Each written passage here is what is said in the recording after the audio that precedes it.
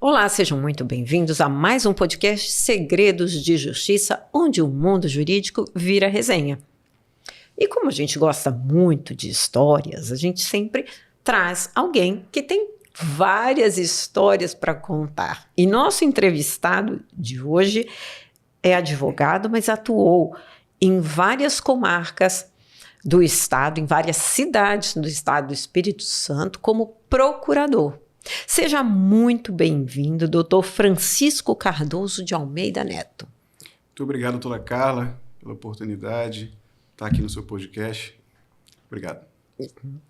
Vamos lá, por que escolheu o direito? Porque, assim, deixa eu contar uma tática agora. A gente convida primeiro a mulher, entrevista a mulher, depois a gente chama o marido. Essa é uma tática utilizada aqui. E ela nos contou que não tinha escolhido em primeiro lugar o direito. Não.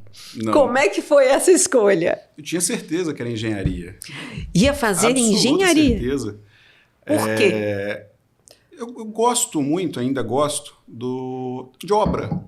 Entender cálculo, construção, medidas socialmente corretas. Eu estou com 43 anos, com 15 anos de idade eu pensava em sustentabilidade. Não era um tema tão, mas na minha cabeça passava aquilo de aproveitamento de água, aproveitamento de energia, aproveitamento de calor e frio, né? E eu só gostava muito, então eu falava, eu acho que eu tenho perfil para isso. E tudo bem, a coisa foi. E Renata estava iniciando a faculdade de Direito, eu ainda estava no ensino médio, entregando aqui, ela é um pouquinho mais velha que eu. E ali ela falou, olha, não, você não vai fazer Direito, você não vai fazer Engenharia, você vai fazer Direito. E a engenharia realmente, estou falando em 2000, a engenharia estava num momento um pouco ruim, não estava legal. Então eu falei, cara, realmente a gente tem que pensar em uma questão financeira, profissão, futuro, não posso pensar no agora. E aí realmente chegamos à conclusão de que o direito seria realmente um caminho interessante. Desbravei na minha família, ninguém até então era da área do direito, meus pais não são, minha família ninguém. E desbravamos no direito e estamos indo. Já temos 20 anos, já 21 anos, já estamos aí. Mas ainda continua gostando de obra? Não, agora eu detesto obra. Até construir a nossa casa em 2022 até 2022, eu adorava a obra até passar por uma obra. Hoje eu estou traumatizado com obra. Eu preciso, acho que, passar por uma nova obra para ver se eu saio desse trauma. Mas obra sempre é traumática. Muita gente sonha em passar num concurso para delegado. Você passou num concurso e por que não assumiu? Então, vamos lá. Vamos voltar um pouquinho, que tem um enredo completo ali. Na época de estágio, eu estava muito perdido assim, em relação a que área seguir. Falando, eu já caí no direito, não foi a minha primeira opção, foi uma questão de incentivo e eu topei, e avaliei e comecei. E no meio da faculdade fazia primeiro estágio na Prefeitura de Vitória, na Secretaria de Educação, com licitação. Foi o primeiro contato, né, com a atuação dentro do direito. Depois veio a promotoria, eu estava muito com dificuldade no criminal, no direito penal, processo penal, então eu consegui um estágio na promotoria criminal de Cariacica, e lá fiquei 2 anos e pouquinho. Então eu vi o Código Penal e processo penal de cabo a rabo, aprendi muito. Acompanhava júri? Acompanhava júri com os promotores, então tinha uma familiaridade e decidi naquele momento, falei, olha, eu quero isso. Eu não pensava em advogar, falei, olha, eu acho que o concurso pro Ministério Público era minha meta.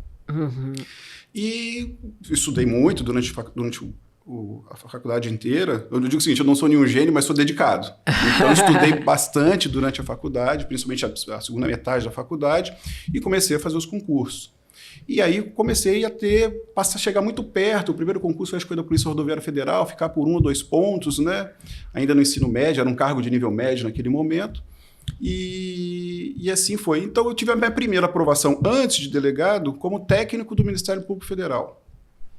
Era um concurso nacional, foi uma nomeação de surpresa. Eu passei já numa quantidade de vagas, não era dos primeiros colocados, nem imaginava que seria nomeado, porque era um concurso nacional, então eu falei, eu vou parar lá no Acre, no Amapá, em Roraima, eles não vão mandar a vaga aqui para o Espírito Santo. Só é local remoto. Exatamente, é um concurso nacional, então os primeiros vão pegando as melhores vagas, é uma coisa natural. Até que um dia eu estou na casa, né, da minha, até então minha namorada, chega uma carta na minha casa, carta ainda, né? Físico. Chega uma carta na minha casa, minha mãe me liga, olha, chegou uma carta do Ministério Público para você. E eu tinha acabado de entrar na advocacia e eu atuava no direito penal naquele momento. E ali eu falei, o que eu fiz? Com tão pouco tempo de... Ministério Público! Exatamente. Falei, com tão pouco tempo, o que eu consegui fazer que já estão me mandando carta? Eu falei, ela pode abrir? Eu falei, abre. Ela falou, olha, não, aqui está falando do Ministério Público Federal do concurso. Eu falei, não é possível.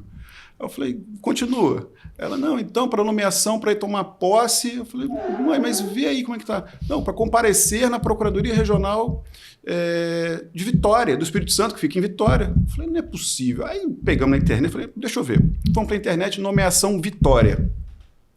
Falei, caramba, meu escritório já estava rodando muito bem, tudo certo, estava ampliando o escritório, a equipe formada.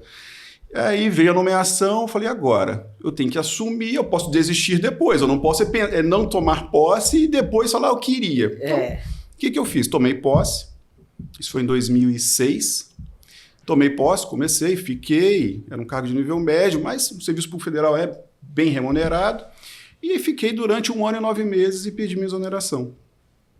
Eu era chefe de um setor.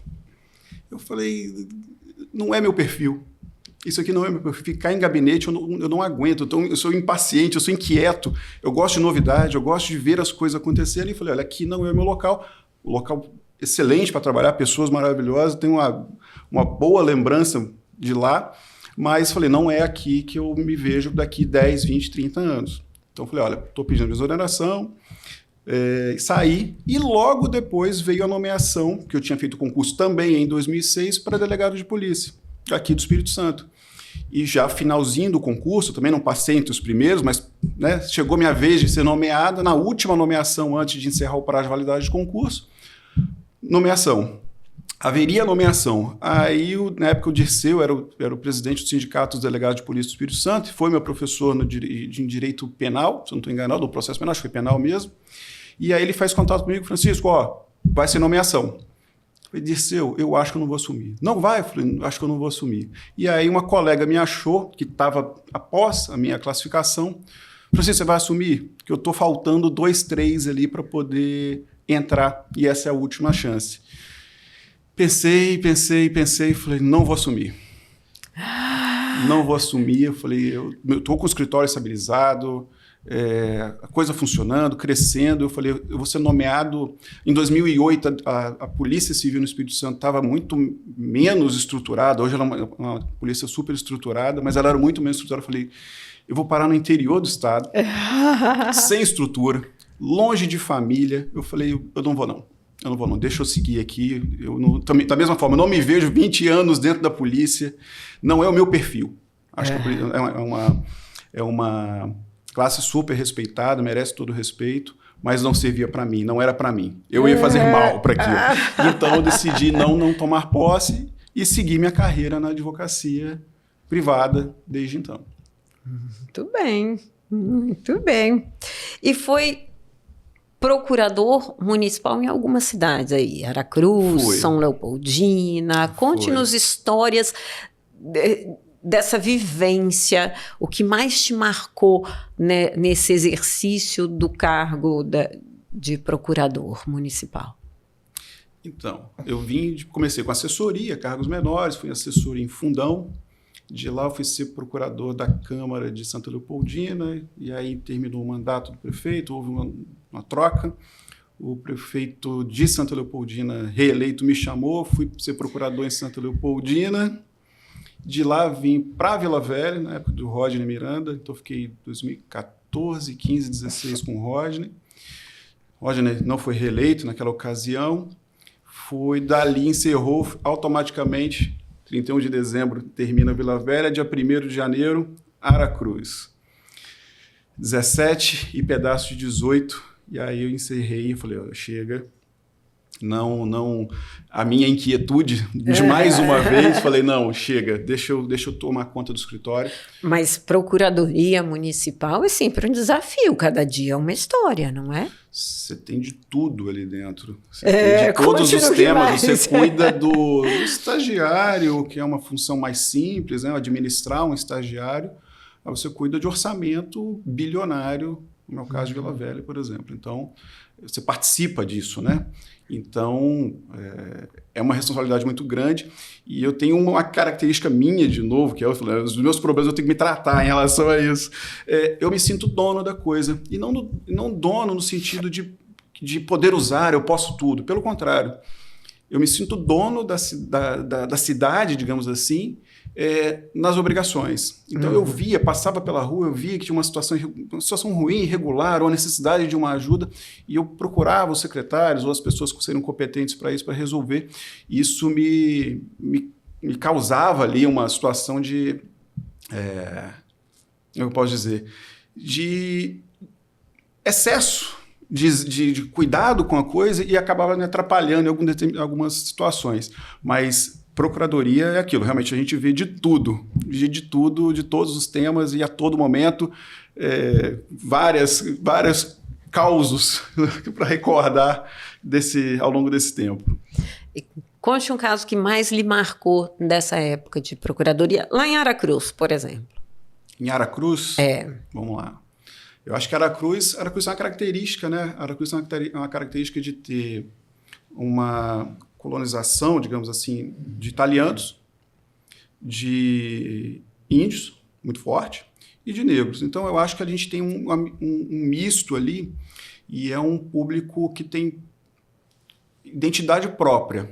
Aracruz foi o município realmente mais diferente que eu trabalhei. É mesmo? Mais diferente em relação ao posicionamento cultural das pessoas, do cidadão qualquer. Eles são bem de grupos. Então, se você é grupo de uma determinada autoridade, de um prefeito, de um político qualquer, você vira quase que inimigo do outro. Então, isso é uma característica que envolvia muito, onde eu quero chegar, em relação à administração. Então, conforme a mesa que você estava sentada, você já tinha que mais ou menos entender, e naturalmente eu não sou de Aracruz, então eu não sabia exatamente quem era quem. Então, isso me deixava numa situação, às vezes, de cautela em relação ao que falar para não pisar em coisas, em ovos. A gente tinha que pisar em ovos, no caso. Mas uma coisa que me chamou muita atenção foi uma dessas reuniões, dessa questão cultural, de uma reunião, não lembro qual era o tema exatamente, e a gente tinha reunido ali servidores, Câmara, alguns vereadores e representantes da sociedade. E havia um índio.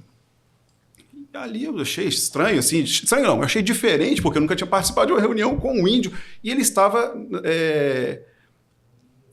vestido, né, com as características mesmo, ou seja, ele usava um cocá, ele tinha as pinturas pelo corpo, e usava a que seria uma arma, que era um porrete, digamos assim, que era o instrumento dele, da cultura dele, e está tudo certo.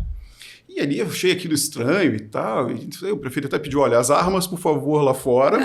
Que era uma arma, realmente, numa situação mais de calor ali, poderia virar um problema. Mas certamente foi uma questão muito... Mas achei estranho aquilo e falei, olha, o índio, ele realmente vem assim? Não, eles são muito conservadores em relação a isso. Mas aí o que me chamou mais a atenção no final foi o seguinte, ele é o cacique? Não, ele é um representante, mas ele é motorista de ambulância também aqui na prefeitura. Eu achei, caramba, mas ele é índio, não deixa de ser índio, ele é índio. Mas ele era, ao mesmo tempo, ele era um motorista de ambulância da prefeitura. Eu falei, que coisa, assim, como é que tá misturado, né? Ele é índio, naturalmente, de nascimento, sim, e se mistura na sociedade que ele sem aquilo eu jamais saberia que ele tinha, por mais que tivesse características físicas, né, assim, tons de pele, enfim, mas foi uma curiosidade, foi uma situação bem atípica em Aracruz. Conte-nos uma audiência que tenha te marcado muito. Ou foi assim, a melhor audiência, a sua pior audiência, se quiser, eu falo assim, nunca mais quero passar por isso. Em procuradoria... Ou não. Ou não. Eu acho que tem uma situação que foi muito marcante aqui em Vila Velha também, tem a ver com procuradoria, não é exatamente uma audiência, mas foi uma coisa que marcou. Foi na virada de 31 de dezembro para 1º de janeiro, uma pedra rolou aqui em Vila Velha, ali em São Torquato. Então, ou seja, todo mundo, Réveillon, aquela coisa, na madrugada rolou a pedra e ali, ou seja, formou-se imediatamente, o Roger era o prefeito e a característica policial, ele era um delegado de polícia, né? Ele é um delegado de polícia aposentado, e ali ele falou, olha, gabinete de crise. Felizmente não houve nenhum óbito, mas houve muita destruição, havia risco ainda de outras pedras, então o Estado interviu de maneira muito, muito presente ali naquela solução, mas era você ir sair do seu gabinete, uma estrutura de prefeitura organizada, e ir para uma escola, para cuidar mas o que o procurador está fazendo lá? Vamos pensar assim, não, ele está ali para ver atos normativos, decretos, calamidade, emergência, enfim, porque isso envolve toda a contratação de serviços, que não dá para esperar uma licitação. Uma licitação ela leva tempo, ela precisa de projeto, ela precisa de aprovação, licitação propriamente dita, contratação e execução. Então, aquilo ali, as pessoas que estavam afetadas, elas estavam aguardando uma resposta agora, naquele momento, e era imediato. Então, você transformar o seu gabinete numa estrutura de uma mesinha de escola, uma carteira escolar, com um computador em cima para poder, e mais a sua equipe, né? Eu tinha gente comigo na minha equipe, para tratar de solução imediata, isso marcou muito. Uma situação parecida em Santa Leopoldina com a enchente, 2008. 2008 ou 10? Acho que 8. Estou em dúvida do ano. 2013, 12 para 13, se eu não me engano.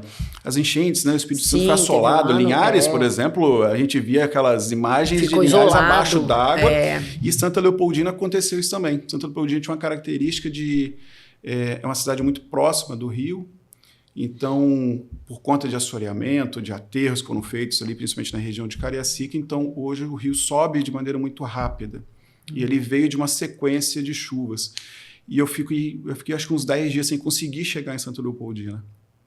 Não tinha como chegar, só chegava ou de caminhonete muito alta, de caminhão do Exército que veio, né? O Exército socorreu o Espírito Santo naquele momento, e eu não tinha como trabalhar lá. Estava trabalhando de casa, fazendo tudo que precisava fazer. E aí, quando eu consegui chegar, acho que uma semana, 10 dias depois, na prefeitura, no município, melhor dizendo, era lama para todo lado. A procuradoria, que era no segundo andar, tinha virado quase que o depósito de tudo, porque as pessoas, os servidores, a população, de maneira geral, subia com tudo que podia, de documento, de equipamento e tal, e a cidade estava realmente destruída. Você vê um posto de gasolina com água chegando quase que no telhado de um posto de gasolina, é realmente uma coisa que marca. Só quem efetivamente vê aquela imagem, participa daquilo, para entender qual é o tamanho de uma tragédia dessa que foi aquela chuva de 2012 ou 2013. E você se emociona muito com os casos? Sim, com certeza. A gente tem muito sangue correndo aqui, não consegue separar totalmente, não. Deveria até separar mais, mas sim, a gente acaba ficando... Muitos casos emocionam a gente. As nossas conquistas e as nossas derrotas, né? A advocacia não é só de conquistas. Claro, As nossas conquistas e as nossas derrotas, com certeza, mexem com a gente. E teve um caso de prisão na época da prefeitura, que o doutor estava de férias? Tem. Teve uma operação, isso foi lá em Santa Leopoldina, foi bem lá no início. Teve uma situação em que houve uma operação, não me lembro exatamente qual foi o motivo, mas houve sim uma operação no município, e poucos dias antes, eu era o presidente da comissão de licitação, então, ou seja, era o cargo mais visado para qualquer coisa, qualquer operação policial, o cara é o presidente da comissão, e era o presidente da comissão de licitação naquele momento. E ali eu tinha viajado uns dias antes, tinha ficado, sei lá, uns 10, 15 dias, acho que na Europa, se eu não me engano, de férias, voltei, e logo depois, acho que, sei lá, uns 15, 20, 30 dias depois, houve uma operação. Tal. Então, eu morava em Vila Velha já e ia, naturalmente, né, dentro da minha agenda, ia para Fundão, nesse momento. E ali, num certo dia, aí começa a ter ligação muito cedo, 6 horas da manhã, ligação. Falei, resolvi atender, olha, tá tendo uma operação aqui. Falei, e aí? Falei, ué, então tô indo para aí. Aí, Renata, e que agora? Eu falei, que nada, tô indo para Santa Leopoldina. Para Santa Leopoldina não, para Fundão. E fui para Fundão, a operação estava sendo organizada pela promotoria de Ibiraçu, chegamos em Fundão, eu mais outros procuradores, e fomos para Ibiraçu para entender o que estava acontecendo. A gente não tinha a menor ideia do que era aquilo, qual era o objetivo, mas tinham levado todos os computadores da prefeitura praticamente. Nossa Ou seja, estava Senhora. tudo parado, sistema financeiro, sistema administrativo, não tinha nada. Ok. Cheguei em Ibiraçu e aí se identifica aquela coisa, o policial, né, era a sigla lá do Ministério Público. E quem é o senhor? Eu falei, não, eu sou Francisco, sou procurador do município. Aí ele me olhou assim, você que é Francisco? Eu falei, sou. Ouvimos muito do senhor. Eu falei, é mesmo? Mas como assim? Pode ficar tranquilo.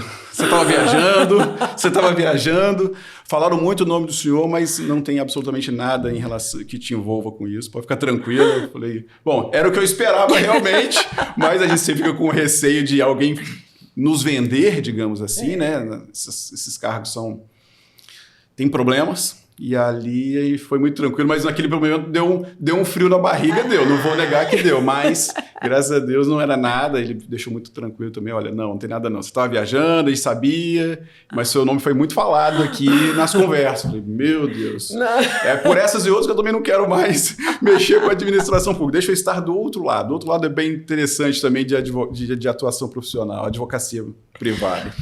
E como é estar na advocacia privada? Como é que foram os seus primeiros clientes? Meus primeiros clientes, vamos lá, formei em 2004, dezembro de 2004, a prova da OAB foi logo no início acho que em março de 25, aprovação, maravilha, e meio perdido ainda, porque eu não tenho ninguém da área e não tinha concurso, naquele não tinha sido aprovado então, ou nomeado em nenhum cargo, ok. Então eu pedi na época para o meu sogro, tinha um amigo, ele falou, olha, conversa com o Bebeto já faleceu, inclusive, há alguns anos. Já tinha uma advocacia também antiga, advocacia pequena no sentido de não era um escritório super grande, mas atuante, principalmente na área do consumidor e tal. Falou, olha, vai lá com o Bebeto. A Bebeto abriu a porta para mim, fiquei um ano lá praticamente, e ele me passava, ia aprendendo, ia realmente desenvolvendo ali a advocacia, e comecei. Até que, 2006, meu antigo sócio me chama, Chico, tinha estudado comigo na faculdade alguns períodos, ele formou na turma da noite, eu formei na turma da manhã, mas me conhecia já de muito tempo, falou, olha, vamos montar uma sociedade? Ele tinha já uma sociedade, mas estava desfazendo. Eu falei, vamos montar. E assim foi. Então, em 2006, começamos na advocacia, a advocacia é o que eu gosto, definitivamente. Eu digo o seguinte, eu acordo todos os dias feliz com o que eu vou fazer. Não tem um dia que eu falar, nossa, tem que ir para o escritório hoje, não existe isso para mim. Trabalho sábado, trabalho domingo, trabalho madrugada, hora que dá vontade, no sentido de não tem tempo, não tem horário, eu adoro o que eu faço, eu sou totalmente realizado com a advocacia. Qual o caso que já te tirou seu sono? Alguns. Isso aí não acaba. Eu tenho insônia eu acho que de ontem para hoje deve ter né? Sempre tem um caso que me tira sono, porque eu quero realmente fazer o melhor. Eu procuro fazer o melhor, eu não paro enquanto eu não tiver segurança do que eu estou fazendo, que eu estou realmente indo pelo caminho certo, do que eu estou... Por mais que sejam, às vezes, umas causas simples, uma causa de não tanta complexidade, mas que por alguma razão... eu estou vendo um ponto ali que precisa melhorar. Então, ou seja, eu sempre estou atuante, estou tirar causas que me tiram do sério. Todo dia a gente tem os julgamentos que a gente não concorda e você tem que recorrer, ou a parte contrária que recorreu e você tem que fazer uma sustentação daquilo. Então, sem indicar um especificamente, todos os dias os casos tiram a gente do rumo para a gente poder fazer. Mas nos conte um caso inusitado. Caramba! Algo diferente. Você falou, eu nunca pensei que eu tive que estudar. Porque a gente, quando se depara com determinadas demandas, a gente precisa estudar. Sim. Referente àquela situação específica. Algo que eu falo, nunca imaginei que eu tivesse acesso a esse conhecimento aqui, que eu precisasse disso. Uma coisa até relativamente nova que surgiu no escritório, não foi uma coisa... Foi um acaso mesmo, não foi uma ação que eu busquei, mas que veio para mim e que não é nem financeiro. mas é aquele lado do advogado humano, bem humano mesmo, de falar, cara, isso aqui vai fazer diferença. Que é em relação envolvendo medicação e direitos de autistas. O autismo, o diagnóstico, não sei explicar, não sou médico, então não vou saber explicar, mas os diagnósticos aumentaram muito nos últimos tempos. Então a gente está vendo que tem muito direito relacionado à pessoa, principalmente a criança diagnosticada com autismo, e isso você tem muitas situações envolvendo planos de saúde, envolvendo administração pública, envolvendo direito tributário. Às vezes a gente tem uma ação específica lá do escritório que a gente pede que o gasto da educação seja considerado, melhor dizendo, direito da saúde. E a gente consegue fazer uma questão tributária. Então, eu não tenho, mas a gente acompanha essas pessoas, sabe que quem tem um filho com autismo, como que é uma situação um pouco mais complicada, né? A convivência, os gastos. Então você consegue, às vezes a pessoa está ali numa dificuldade financeira absurda e você consegue para ela uma condição de tratamento ou tributária melhor. E isso mexe com a gente fala, olha, eu consegui, e a pessoa, poxa, isso vai me dar um alívio aqui, que eu estava até apertado, já estava vendendo, tem situações, eu estava vendendo carro, eu estava fazendo financiamento, consignado já não tem mais limite de tanta coisa que eu já peguei para poder fazer o tratamento do meu filho ou da minha filha, e você vê que vai ajudar. Pessoal, não é uma questão de grande valor, mas para ele, aquele valor que a gente consegue a mais, ou o tratamento, quando é o caso, vai fazer muita diferença na vida dessa pessoa. Então, são esses casos que marcam bastante a nossa trajetória. Não é financeiro, é basicamente saber que alguém está fazendo a diferença na vida de alguém. Isso é bem legal, isso é bem legal. Legal. Qual é a sua área de atuação maior no escritório? Então, eu atuo muito com civil, administração pública, né? Então, envolvendo muito servidor, licitação, contratações públicas e alguns temas específicos dentro de tributário. Essa é a minha área maior. Como eu sou meio impaciente, eu acabo fazendo outras causas também, mas acho que seria esse o meu nicho maior. E teve, assim, algum caso ou uma sustentação oral, uma audiência que mais lhe marcou? Eu tive uma que foi um desastre, mas que me marcou pra caramba. E tem até pouco tempo. Eu tinha 2 sustentações orais no mesmo dia em 2 câmaras diferentes do tribunal. Então eu estava em uma e o meu cliente quis ir, eu falei, então tá bom, então acompanha na outra lá e você me avisa quando chegar nesse número aqui, que está faltando 4, 5 para mim, que eu vou para lá. E eu tô fazendo a primeira sustentação oral e o meu telefone começa a tocar. Ele estava no meu bolso, eu vacilei ali, não era para ter deixado ele no meu bolso, ou era para ter desligado, botado no modo avião, enfim, e eu deixei. E eu estou fazendo sustentação, comecei a sustentação, meu telefone começou a tocar. Aquilo me tirou do rumo, porque eu não estava mais prestando atenção no que eu estava, no que eu deveria falar. Eu estava preocupado com o telefone, eu tirei o telefone do bolso, né, coloquei sobre a mesinha, né, um apoio que tinha ali. Mas aí já era. Terminei, mas sabe aquela coisa, eu falei, putz, não era do jeito que eu queria. Fui para outra sustentação oral, alguns minutos depois, sei lá, 15 minutos depois, aquela falei, respira, concentra e vai. Perfeito. A desembargadora, que era a relatora, inclusive ouviu, ela estava dando um voto contrário ao meu cliente, pediu vista, falou, olha, eu vou retirar de pauta porque, em razão da sustentação oral do advogado, eu vou reanalisar.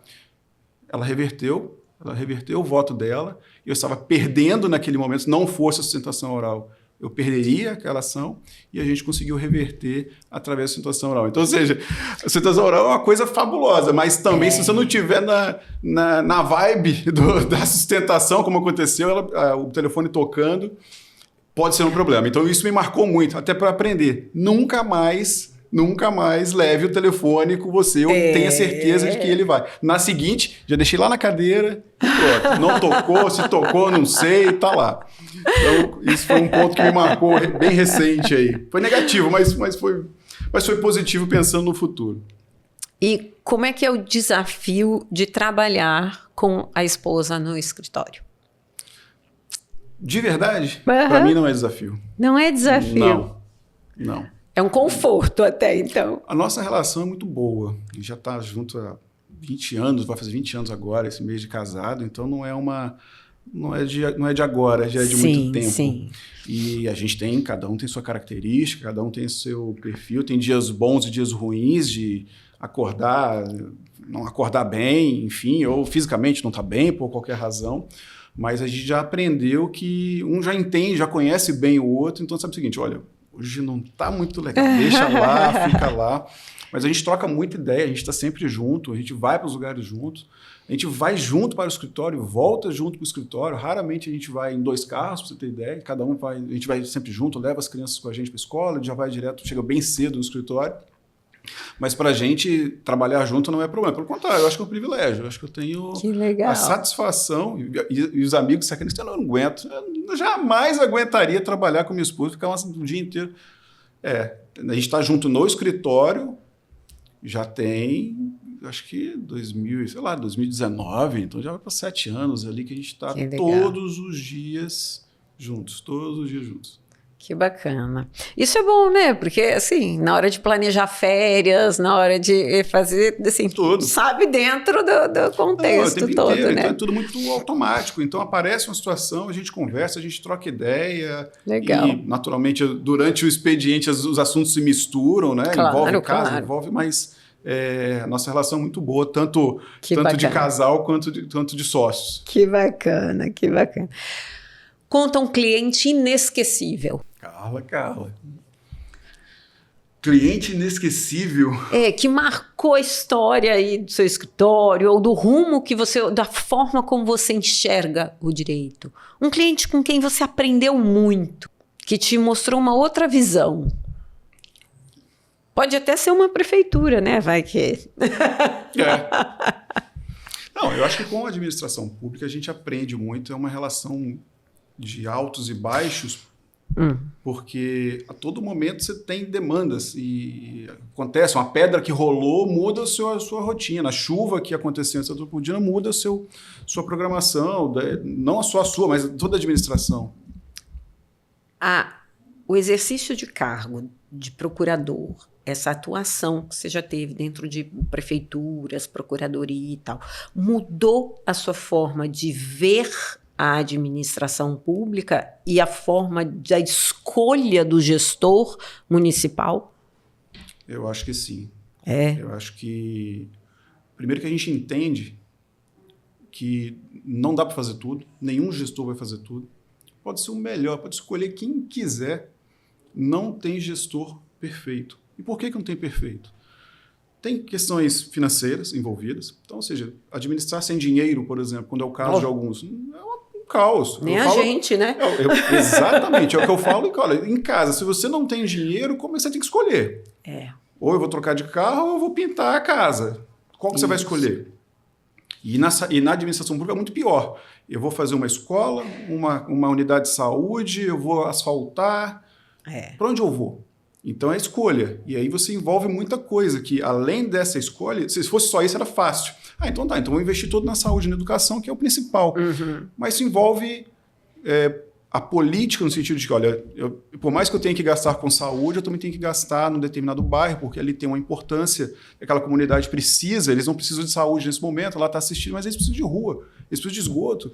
Então, ver a administração pública por dentro é a primeira coisa que você já sabe que não existe gestor perfeito, e hoje eu falo com todo mundo, eu não tenho mais lado político, nunca tive também, mas, enfim, definitivamente essa briga de direita, esquerda, isso não me afeta.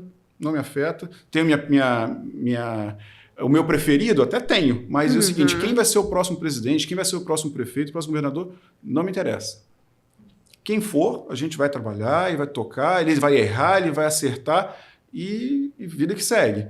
Mas ver a administração pública por dentro muda. E aí, naturalmente, as escolhas que a gente faz, principalmente daqueles que a gente tem mais proximidade, né? A gente está falando aqui a nível de Estado, então estou falando de prefeito, governador, senador, vereador. Então, essas escolhas, naturalmente, a gente acaba fazendo de maneira muito mais consciente, porque os gargalos existem. E aí cabe a nós, eleitores, escolher os gargalos que a gente quer. Sim. Agora a gente entra num momento de um bate-pronto. Vamos lá. Tá? O que mais te irrita num processo? Eu acho que a morosidade é o que mais irrita no processo. Demorar. Nunca comece uma sustentação oral com o telefone tocando. Nunca. Jamais. Um livro que marcou sua vida. Ou que você goste. Eu gosto, né, um hobby que a gente tem na nossa família é viajar. E tem o livro, deixa eu ver se eu lembro, da família Schirman, uma família do Santa Catarina, se eu não estou enganado, que eles rodaram o mundo em veleiro. Veleiro não é exatamente minha praia, não, mas eles rodaram o mundo. Então, isso eu li esse livro, eu tinha, sei lá, acho que 15 anos, 16 anos de idade, na época de colégio, ensino médio, e aquilo marcou. Acho que já tinha alguma coisa ali que já me dizia de porque a gente gosta realmente de viajar. É um livro sensacional. Isso me marcou. Esse foi um livro que certamente que mais me marcou, essa história de largar tudo e viver no veleiro. É muito legal esse livro. Audiência presencial ou virtual? Virtual. O presencial é legal, desde que ela seja perto do seu escritório, porque você, às vezes, deslocar, como era no passado, sair daqui, a gente advogava para a seguradora, tinha uma advocacia muito forte nisso, e a gente rodava esse estado inteiro. A gente ia para o norte, ia para o sul, às vezes conseguia naturalmente contratar correspondentes, mas por muitas vezes a gente foi. Então, esse deslocamento era ruim. Quando é perto, eu prefiro também. Eu acho que o presencial é mais interessante, mas o virtual ajudou bastante a advocacia. Um mito sobre a advocacia? Um mito sobre a advocacia? Eu acho que não... Eu acho que o maior mito que existe na advocacia é que todo advogado é rico, né? Esse é um grande mito, né? Todo mundo pensa que advogado é rico, o cliente pensa que advogado é rico, o juiz pensa que advogado é rico, todo mundo pensa que advogado é rico. E não tem Deus. Tem gente muito rica realmente, né? Muito próspera com a advocacia, mas a gente também vê colegas que estão correndo atrás. Então, tira isso da cabeça que nem todo advogado é rico. Um elogio que nunca esqueceu? A gente tem eu acho que lá no escritório a gente tem umas situações de clientes, principalmente envolvendo... a gente atua muito junto aí, Renata, mas a parte da Renata, que é o previdenciário, isso impacta direto na vida das pessoas. Assim, todo direito envolve, né? Mas a gente brinca o seguinte, uma ação contra uma companhia aérea, que se você perder aquela ação, digamos assim, é irrelevante. A pessoa perdeu uma chance de ganhar uma indenização e não ganhou. Então, aquilo, se você perde, não impacta, apenas a título de exemplo. Mas um direito social, como é uma aposentadoria, uma revisão, um auxílio, algum tipo de benefício previdenciário, isso marca muito.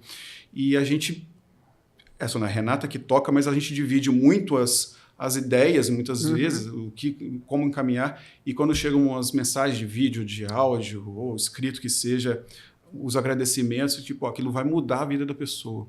Às vezes nem é um valor tão alto. Sim. Alguns sim, realmente são valores altos, alguns nem tanto, mas aquilo marca a gente profundamente. É pela relevância, né? Exatamente. Doutor, muito obrigada por esse bate-papo, adorei o nosso bate-papo, muito obrigada mesmo. Eu que agradeço a oportunidade, muito grato pelo convite. Muito obrigado. E para vocês, não esqueçam de curtir, compartilhar, e se tiver uma boa história, comenta aqui que a gente quer saber. Até a próxima!